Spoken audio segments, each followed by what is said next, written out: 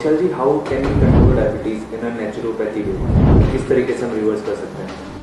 पहले एक ट्रैप से निकलना पड़ेगा। आपको डायग्नोसिस का एक ट्रैप होता है।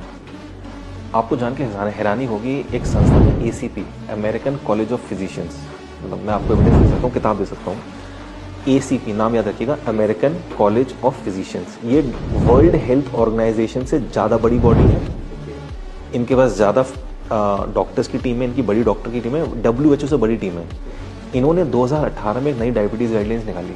वो किसी का 99% लोगों के पास पहुंची नहीं हो।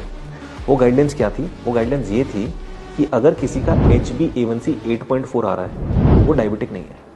मतलब मोटा मोटा मान लो कि किसी का ग्लूकोज पोस्ट प्रेंडियल खाना खाने के 2 घंटे बाद वाला, इफ इट इज कमिंग 250, वो डायबिटिक नहीं है। ऐसे में खुशी की लहर दौड़नी चाहिए, बट मेडिकल फेटर्निटी में मातम छा गया। मैं नोएडा में ट्रैफिक में फंसा हुआ था, तो बाहर देखा तो देखा सारे डॉक्टर लोग खड़े हुए हैं, यहाँ पे ब्लैक कलर का पट्टी डाली हुई है, हम काम नहीं करेंगे, हम काम नहीं करेंगे। भाई ACP ने बोला है, तुम्हें खुश हो ना, because this research was beneficial but not profitable. Getting my point?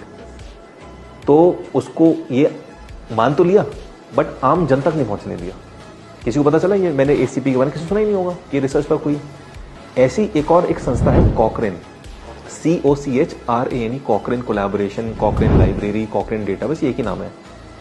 इनके लगभग 125 या 130 कंट्रीज में ऑफिस है। ठीक है, ये किसी भी ऐसे आदमी को हायर नहीं करते जिसका कभी भी किसी फार्मास्यूटिकल कंपनी से नाता हो या उसके कोई इंटरेस्ट हो किसी कंपनी में, वो कोई स्टेक होल्डर हो।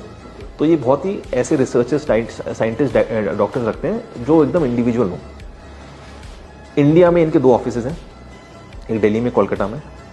100% गवर्नमेंट फंडेड, यानी कॉकरेन इतनी बड़ी बॉडी है, सारी देश की सरकारें बोलती होंगी जैसे इंडिया के कॉकरेन को इंडियन गवर्नमेंट पैसा देती है, तुम रिसर्च करो।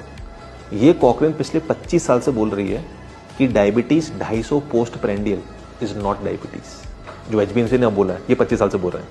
ठीक है, यही कॉकरेन बोल रहा है कि 160/100 तक अगर आपका BP आ रहा है, right, in that case you are not a BP patient.